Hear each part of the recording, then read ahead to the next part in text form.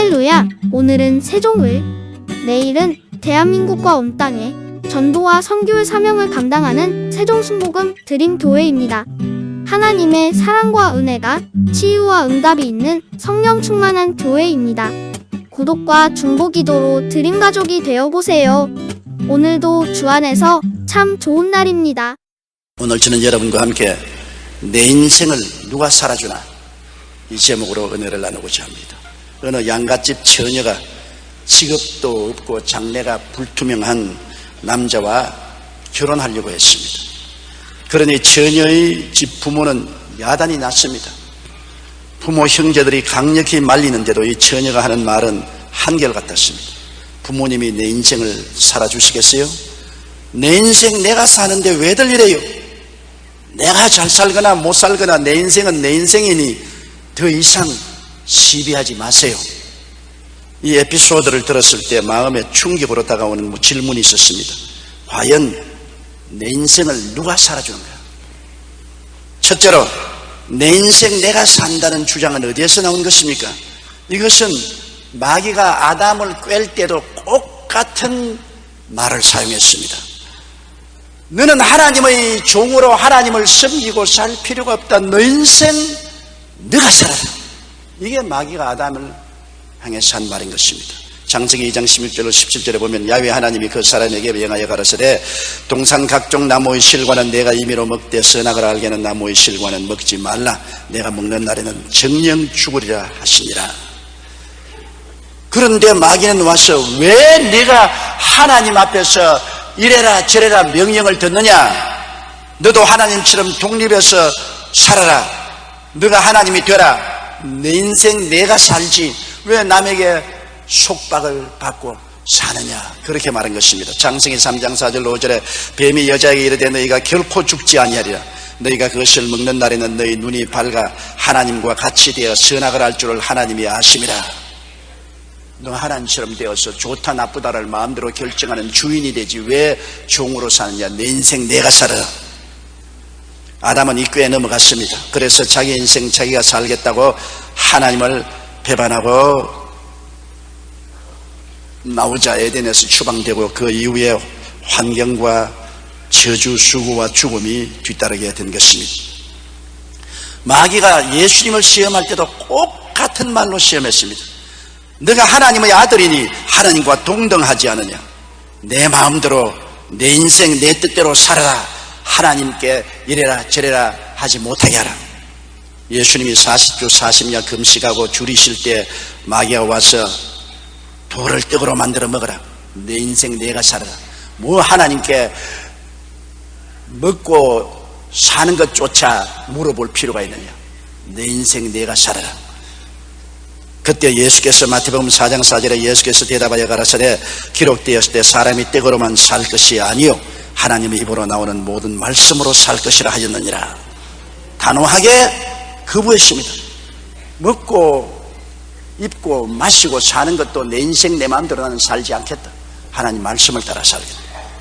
그러자 마귀가 예수님을 성전 꼭대기에 데리고 가서 뛰어내리라. 내 인생 내가 살아. 저 밑에 있는 수많은 사람들이 내가 뛰어내릴 때 발이 돌에 부딪히지 않고 사뿐히 내리면 박수를 치고 너에게 명예와 존귀와 영광을 돌릴 것 아닌가? 내 인생 내가 살아라. 그럴 때 예수님은 마태복음 4장 10절에 예수께서 이르시되 또 기록되었을 때 주 너희 하나님을 시험치 말라 하였느니라. 단호하게 내 인생 내가 살지 않겠다는 것입니다. 그러자 마귀는 예수님을 높은 산에 데리고 가서 천하 만국의 영광을 보이고 가라되 내가 내게 절하면 이 천하 만국의 영광을 내게 주겠다. 내 인생 내가 살아라. 천하 만국의 부귀 영화 공명을 다 취해서 당당하게 살지 뭘 하나님에게 엎드려 굴복해서 종같이 사느냐? 그때 마태복음 4장 10절에 이에 예수께서 말씀하실 때 사탄아 물러가라. 기록되었을 때 주 너희 하나님께 경배하고 다만 그를 섬기라. 나는 내 인생 내가 사는 것이 아니라 하나님을 경배하고 하나님을 섬기기 위해서 산다. 예수님은 끝까지 내 인생은 하나님의 것이라고 고백했습니다. 요한복음 8장 29절에 나를 보내시니가 나와 함께 하시도다. 내가 항상 그의 기뻐하시는 일을 행함으로 나를 혼자 두지 아니하셨느니라고 그는 고백했습니다. 마귀가 시키는 대로 내 인생 내가 살면 내가 모든 삶의 책임을 걸머져야 됩니다. 내가 인생의 주인이니 무엇을 먹을까, 무엇을 입을까, 무엇을 마실까를 내가 책임져야 되고, 내 인생의 일과 내 인생의 짐을 내가 걸머져야 됩니다. 내가 주인이니까, 내 인생 내가 사니까 내가 책임져야죠. 그런데 내 인생 내가 살면 내가 마귀를 이길 수 있느냐? 마귀를 이길 수 없습니다. 하나님을 떠나서 내 인생 내가 살겠다고 나오자마자 마귀의 종이 되어버리고 마는 것입니다. 그리고 이 세상의 좌절과 절망 가운데 살게 되는 것입니다. 육체의 욕망과 탐심과 세속의 종이 되고 이를 벗어나지 못합니다. 내 인생 내가 살겠다면 목에 마귀가 무거운 멍에를 걸어서 끌고 다닙니다. 그것은 죄와 세속과 탐욕과 고통인 것입니다. 에베소 2장 1절로 3절에 너희 허물과 죄로 죽었던 너희를 살리셨다. 그때 너희가 그 가운데 행하여 이 세상 풍속을 쫓고 공중의 권세 잡은 자를 따랐으니 곧 지금 불순종의 아들들 가운데 역사하는 영이라. 전에는 우리도 다 그 가운데 우리 육체의 욕심을 따라 지내며 육체와 마음의 원하는 것을 하여 다른 이들과 같이 본질상 진노의 자녀였다고 말했습니다. 왜?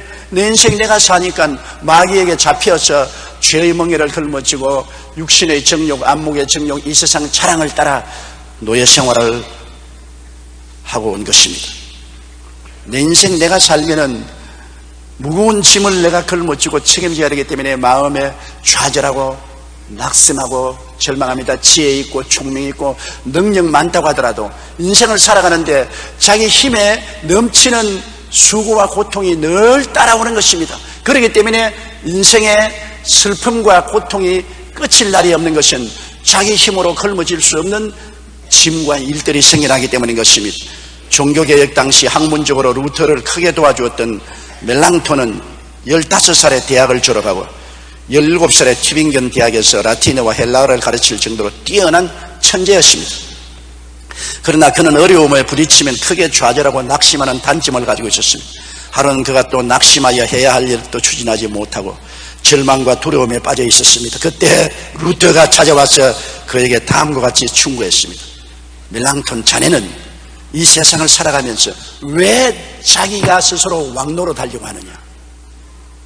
멜랑톤이 낙심하고 두려워했던 것은 자기 인생을 자기가 살고 자기가 왕노릇 하면서 살려고 한 것입니다.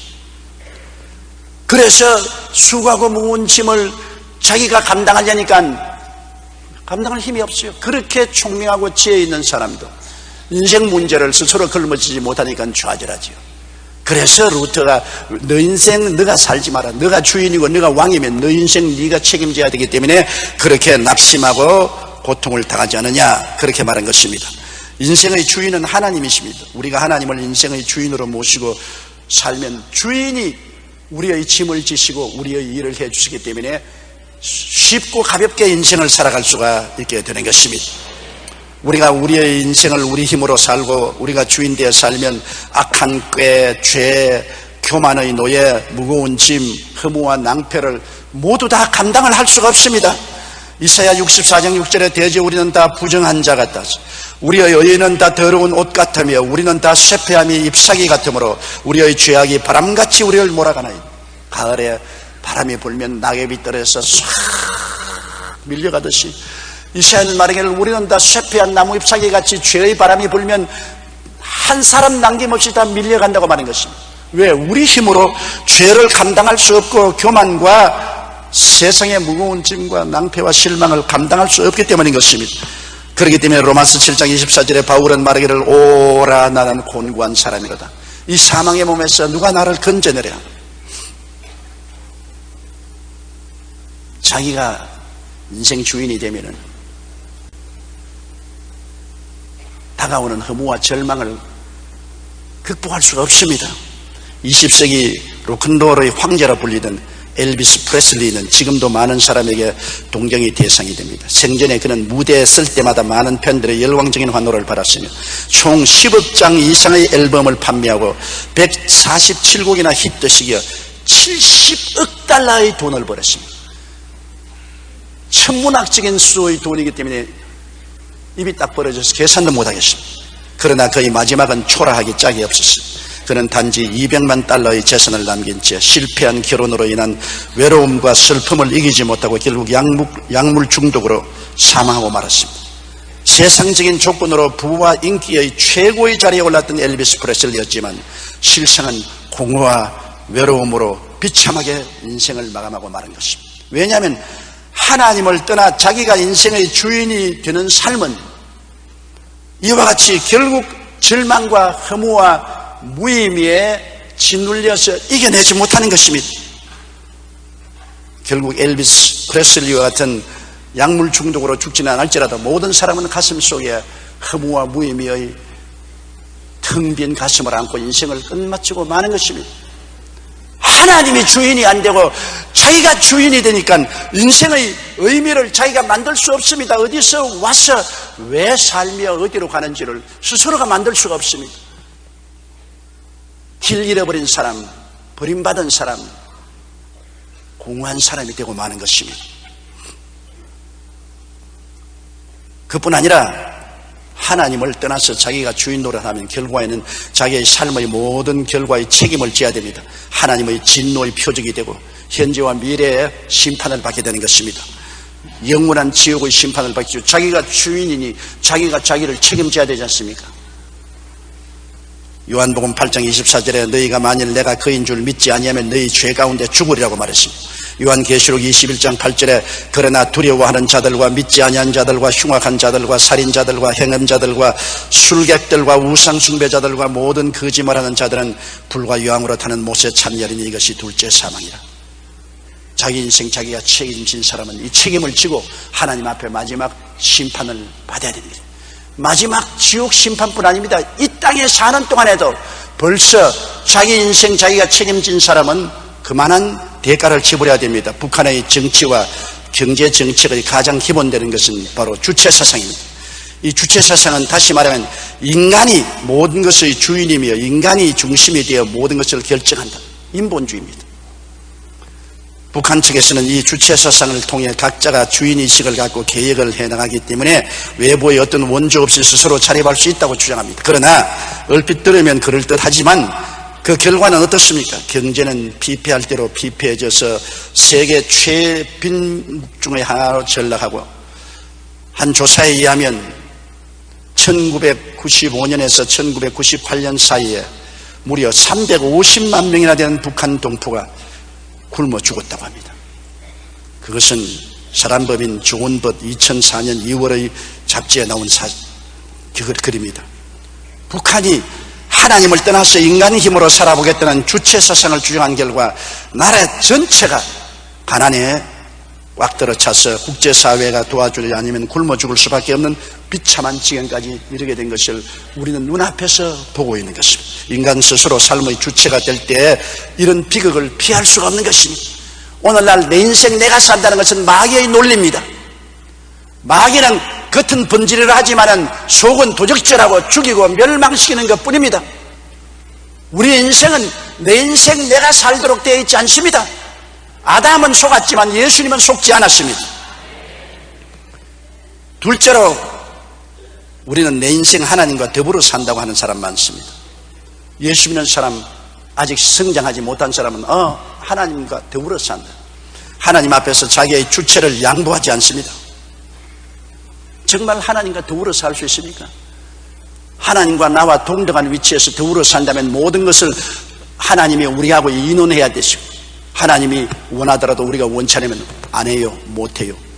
우리가 원치 않으면 안 따라가요. 순종할 수 없어요. 끝없는 하나님과의 경쟁 상태에 놓이게 되고 긴장 관계에 놓이게 되는 것입니다. 하나님과 우리가 어떻게 함께 더불어 삽니까? 더불어 살지 못합니다. 부부는 더불어 살아요. 남편과 아내는 서로 더불어 살면서 남편과 아내가 이해하고 동정하고 사랑하고 인내하고 대화하고 타협하면서 더불어 삽니다. 그런데 그 더불어 사는 것이 안 되기 때문에 근 50%의 결혼한 가정이 깨어지지 않습니까? 의견이 맞지 않기 때문에 서로 보조를 못 맞춥니다. 하나님과 더불어 산다면 하나님이 우리에게 보조를 맞춰야 되는데, 하늘과 땅과 세계와 그 가운데 모든 것을 지으신 하나님이 인생들에게 보조를 맞추어서 살라고 하면 여러분, 하나님이 그렇게 하실 수 있겠습니까? 사울 왕의 전형적인 인물입니다. 사울 왕은 하나님의 택하심을 받아 이스라엘 백성 가운데 초대 왕으로서 기름 부음을 받았습니다. 사울 왕은 하나님을 믿고 하나님을 사랑한다고 한 사람입니다. 하나님도 사울을 이스라엘 백성 가운데 초대 왕으로 선택해서 기름을 부었습니다. 그러나 사울 왕은 언제나 하나님과 더불어 살지 하나님께 복종해서 사는 사람이 아니었습니다. 나는 하나님과 더불어 산다. 그래서 하나님과 항상 보조를 맞추는데 하나님 보고 자기에게 보조를 맞추는 것입니다. 사울은 하나님 안 믿는 사람 아니었습니다. 믿는 사람이었었어요. 성령의 기름 부음도 받은 사람입니다. 그러나 하나님 보고 자기 삶에 언제나 보조를 맞추라고 요구하는 사람입니다. 그는 왕이 된 지 2년에 하나님 뜻도 묻지 않고 군사 3천을 모아 블레셋을 치려고 전쟁에 나갔습니다. 그런데 블레셋 사람들은 격하여 병거 3만과 마병 6천과 수많은 군사들을 동원하여 진을 치고니 혼비백산했습니다. 군사 수만 명과 병거 3만과 마병 6천 명을 3천 명 군사로서 어떻게 대결합니까? 그래서 하나님의 도움이 필요합니다. 그는 사무엘에게 부탁했습니다.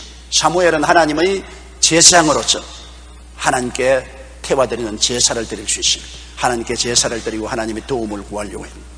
사무엘을 기다립니다. 왜냐하면 제사는 꼭 제사장이 드려야 됩니다. 왕이 제사를 드릴 수 없습니다. 그런데 사무엘을 기다리기가 피곤하니까 에라 까짓 사무엘 기다릴 필요가 없다. 하나님이 제사장이 제사 드리라고 했지만은 그거는 하나님 생각이고 내 생각대로 내가 하자.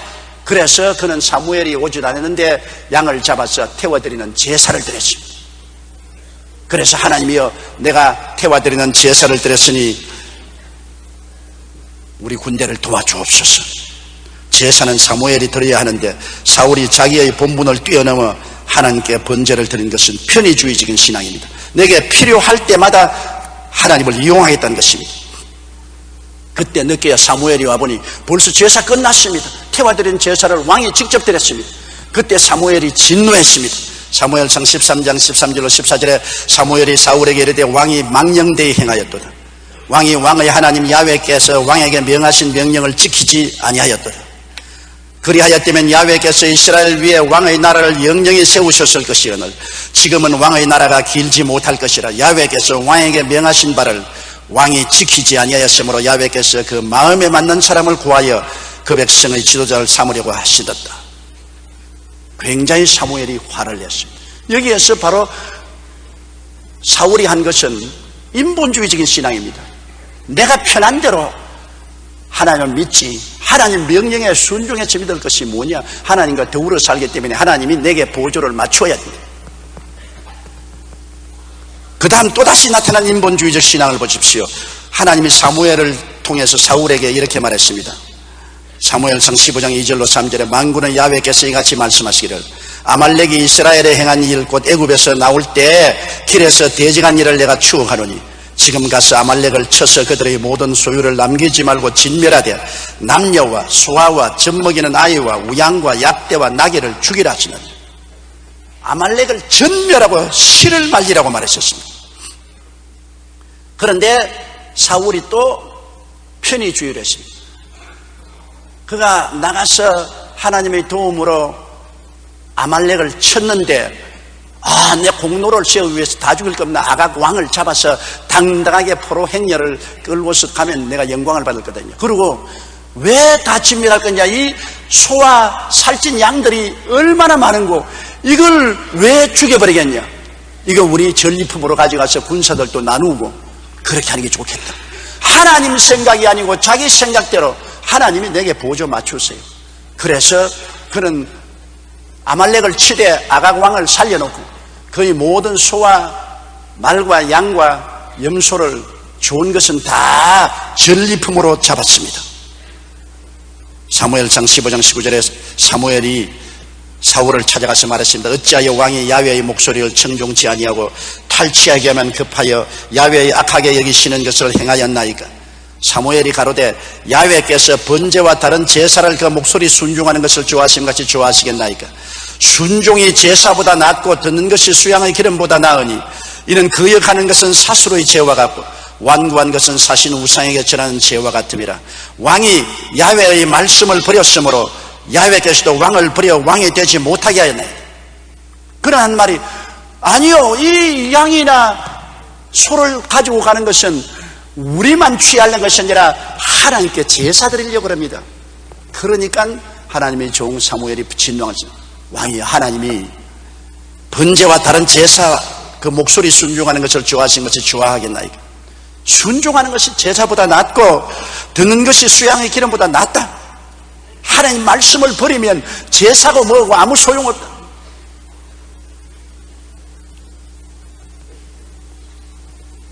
하나님과 더불어 나는 산다. 하나님이 내게 보조를 맞춰야 하는데, 이것이 보통 사람들이 다 믿는 신앙입니다. 예수 믿고 난 다음 자기 중심에 서서 내게 좋으면 믿고 안 좋으면 안 믿는다. 내가 편하면 따라가고 편하지 않으면 안 따라간다. 내가 편하면 주일날 교회 가고 편하지 않은 날은 안 간다. 내가 필요하면 11주 안 드려도 되고 필요할 때만 드린다. 내가 주님을 예배하는 것 하고 싶으면 하고 안 하고 싶으면 안 한다. 편의주의, 인본주의. 그래서 하나님을 믿고 하나님과 더불어 살지만은 내 주체를 가지고 하나님은 내게 보조를 맞추어야 된다. 그러한 신앙은 결국엔 사울이 파선한 것처럼 파선하고 합니다. 끝없이 하나님과 경쟁 상태에 놓이게 되는 것입니다. 하나님과 밀고 땡기고 긴장 상태에 있는 것입니다. 여러분, 야곱이 그런 신앙을 가졌다가 야복 나루토에서 하나님하고 실험했지 않습니까? 밤새도록 하나님은 약복강을 건너가라는데 야곱은 건너가지 않겠다고 했어요. 밤새도록 실험하다가 하나님이 환두뼈를 치니 쩔눈바리가 되어서 도망칠 수 없어 절망의 벽에 취했을 때 그는 깨어지고 순종했습니다. 오늘날 많은 시험과 환난과 고통이 다가오는 것은 편의주의로 인본주의로 하나님을 이용하려고 하기 때문에 하나님께서 시험과 환난을 통해서 깨뜨리는 것입니다. 얻어맞아서 환두뼈가 어그러지고 항복하게 만들어주는 것입니다. 항복해야 되는 것입니다. 그러므로 오늘날 하나님과 더불어 사는 신앙은 올바른 신앙이 아닙니다. 셋째로 가장 좋은 신앙이 내 인생 하나님이 살아주신다. 따라 말씀, 내 인생 내가 사는 것이 아니요, 내 인생 하나님과 더불어 사는 것이 아니요, 내 인생 하나님이 살아주신다. 하나님 앞에서 자기를 완전히 비워버리고 하나님을 전적으로 주인으로 모시고 순종하고 믿고 의지하며 섬길 때 하나님이 우리 인생을 살아주시는 것입니다. 갈라디아서 2장 20절은 바로 바울 선생의 그와 같은 고백입니다. 우리 다시 한번 소리내어 읽으십시다. 내가 그리스도와 함께 십자가에 못 박혔나니 그런즉 이제는 내가 산 것이 아니요 오직 내 안에 그리스도께서 사신 것이라.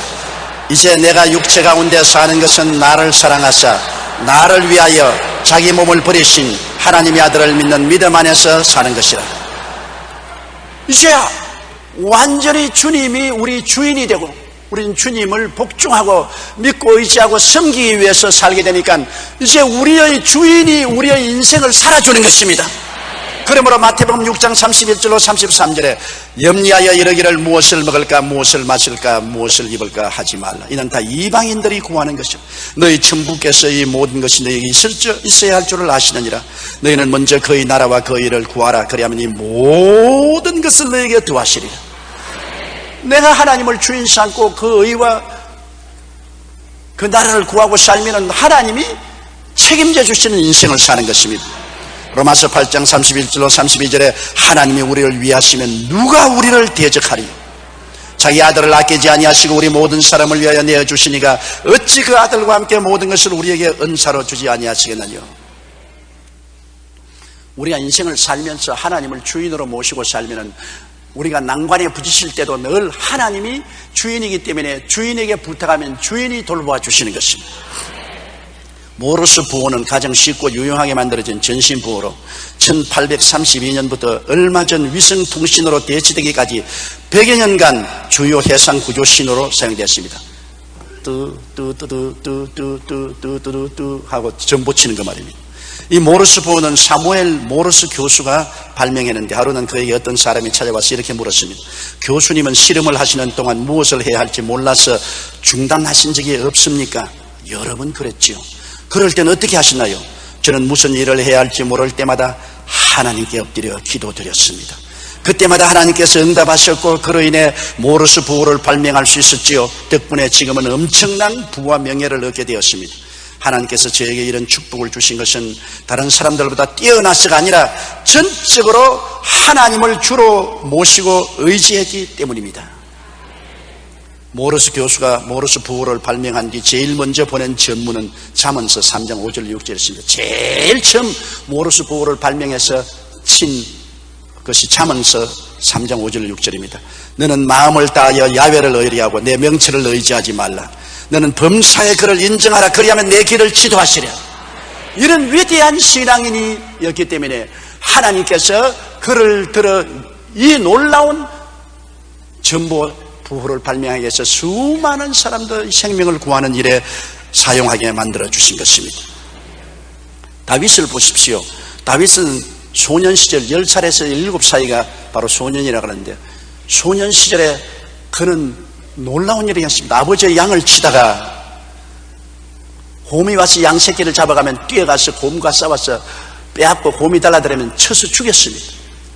심지어는 사자가 와서 양 새끼를 물고 가면 도전에 가서 양 새끼를 빼앗고 사자와 싸워 사자를 쳐 죽였습니다. 10살에서 17살 사이에 어린 아이가 어떻게 그런 일을 할 수 있습니까? 사무엘상 16장 13절에 보면 사무엘이 기름불을 취하여 그 형제 중에서 그에게 부었더니 이날 이후로 다윗이 야훼의 신에 크게 감동하니, 그는 이새의 8째 아들, 제일 멸시받고 천대받고 못난 아들이지만은 그는 하나님을 사랑하고 하나님께 온전히 자기 생명을 바치고 하나님을 찬미했기 때문에 하나님이 그 마음을 보시고 그에게 기름을 부어서 미래 왕으로 삼으려고 했었습니다. 그는 온전히 자기 인생 하나님이 살았습니다. 어릴 때부터 그렇게 했습니다. 그렇기 때문에 보통 소년이 어떻게 곰하고 싸우고 사자하고 싸웁니까? 하나님이 주인이 되시기 때문에 하나님이 그와 그를 통해서 곰을 죽이고 사자를 죽인 것입니다. 10대의 소년이 대장군 골리앗을 이길 수가 없어요. 이스라엘 백성이 골리앗의 도전을 받고 혼비백산하여 나라가 위태할 때 바로 이 소년 다윗이 사울 왕 앞에 나타났습니다. 그리고 내가 가서 싸우겠다니까 사울이 말하기를, 너는 17살 먹는 소년이고 저 장군은 대장군인데 아예 가서 단칼에 너 목이 날아간다. 안 된다 그랬습니다. 그때 다윗이 이렇게 말했습니다. 다윗이 사울에게 고하되 주의 종이 아비의 양을 지킬 때 사자나 곰이 와서 양떼에서 새끼를 움키면 내가 따라가서 그것을 치고 그 입에서 새끼를 건져내고 그것이 일어나 나를 해하고자 하면 내가 그 수염을 잡고 그것을 쳐 죽였나요? 주의 종이 사자와 곰도 쳤은즉 사시는 하나님의 군대를 모욕한 이 할례 없는 블레셋 사람이리까 그가 그 짐승의 하나같이 되리이다. 가로되 야훼께서 나를 사자의 발톱과 곰의 발톱에서 건져내셨은즉 나를 이 블레셋 사람의 손에서도 건져내시리이다. 사울이 다윗에게 이르되 가라, 야훼께서 너와 함께 계시기를 원하노라. 장군들도 무서워 벌벌 떠는데 다윗이 어떻게 감히 나가겠댔습니까? 다윗은 자기는 자기가 아니라 하나님이 자기 인생을 살아준다는 것을 알았습니다. 그러므로 그 싸움은 자기의 싸움이 아니라 야훼의 싸움이라고 알았었습니다. 만군의 야훼께서 자기 인생 살아주시고 자기를 통해서 싸워주시니까 골리앗이 아무리 대장군이라도 하나님과 싸워서 이길 수가 있겠습니까? 골리앗은 키가 2m 80cm니 얼마나 큽니까? 제가 1m 73cm니까 저보다 1m나 더 큽니다. 갑옷 무게가 57kg에 창날 무게가 7kg입니다. 거인이었습니다. 그런데 다윗이 이 골리앗을 대항해서 나가면서 그가 한 말을 들어보십시오. 아주 가슴이 찌릿한 말을 했습니다. 다윗이 블레셋 사람에게 이르되 너는 칼과 창과 단창으로 내게 오거니와 나는 만군의 야훼의 이름 곧 내가 모욕하는 이스라엘 군대의 하나님의 이름으로 내게 가노라. 오늘 야훼께서 너를 내 손에 붙이시리니 내가 너를 쳐서 내 머리를 베고 블레셋 군대의 시체로 오늘날 공중의 새와 땅의 짐승들에게 주어 온 땅으로 이스라엘의 하나님이 계신 줄 알게 하겠고 또 야훼의 구원하심이 칼과 창에 있지 아니함을 이 무리로 알게 하리라. 전쟁은 야훼께 속한 것인즉 그가 너희를 우리 손에 붙이시리라. 다윗이 이렇게 큰 말을 할 수 있는 것은 자기 인생 자기가 살지 않고 자기가 하나님과 더불어 사는 것도 아니고 완전히 하나님을 하나님으로, 왕으로, 주인으로, 목자로 받아들여서 자기 인생 하나님이 살도록 했기 때문에 담대하게 하나님을 의지해서 이 말을 할 수가 있는 것입니다. 눈에는 아무 증거 안 보이고 귀에는 아무 소리 안 들리고 손에는 잡히는 없고 앞길이 칠흑까지 어두워도 인생 하나님이 살아주신다. 동남풍아 부르라, 서북풍아 부르라, 바람아 부르라, 눈보라야 쳐라, 험산줄령아 막혀라. 내 인생 내가 살지 않고 하나님과 더불어 살지 않고 내 인생 하나님이 살아주시니 하나님께서 넉넉히 이기신다고 말할 수가 있는 것입니다. 중세 유명한 성직자 토마스 아켐퍼스의 기도문은 전적인 주님의 주권을 고백한 것으로 유명합니다. 그는 다음과 같이 기도했습니다. 오 주여, 주께서 더 나은 길을 아십니다. 주께서 원하시는 대로 이것이나 저것이나 다 되게 하여 주옵소서. 무엇이나 주께서 원하시는 것은 원하시는 그것만큼 또 주께서 원하실 때 주옵소서. 꼭 주님의 존귀를 위하여 나에게 행하시옵소서. 주께서 보내고 싶은 곳에 나를 보내시고 만사의 주의 뜻대로 하시옵소서. 나는 주의 손에 있사오니 바퀴처럼 마음대로 돌리시옵소서. 나는 주님의 종입니다. 무엇이나 명령대로 하겠나이다. 나는 나를 위하여 살기를 원치 않나이다. 주님만을 위하여 살기를 원하나이다. 그렇습니다. 우리의 삶의 주권은 주님께 있습니다. 여러분 인생이 여러분의 것이 아닙니다. 여러분의 과거도 현재도 미래도 주님이 가지고 계시고 주님이 주권자인 것입니다. 하나님을 전적으로 주인으로 모시고 순종하고 믿고 의지할 때 하나님이 우리 인생을 살아주십니다. 주님께서 뭐라고 했습니까? 마태복음 11장 28절로 29절에 수고하고 무거운 짐진 자들은 다 내게로 오라. 왜 너 인생 내가 살면서 왜 수고하고 무거운 짐을 짊어지느냐? 수고하고 무거운 짐진 자들아 다 내게로 오라. 내가 너희를 쉬게 하리라. 나는 마음이 온유하고 겸손하니 나의 멍에를 메고 내게 배우라. 그러면 너희 마음에 쉼을 얻으리라. 여러분, 온유란 뜻은 라틴어로 미티스란 말입니다. 미티스란 말은 재갈을 먹인다는 뜻으로 말이 길들여지기 전에는 거칠고 사납지만 재갈을 물림으로 인해 순하게 된다는 것을 의미하는 것입니다. 자기 멋대로 달리는 야생마는 사람이 타지 못합니다. 입에 재갈을 물려서 길들여 놓으면 나중에 온순해져서 어린아이라도 탈 수 있습니다.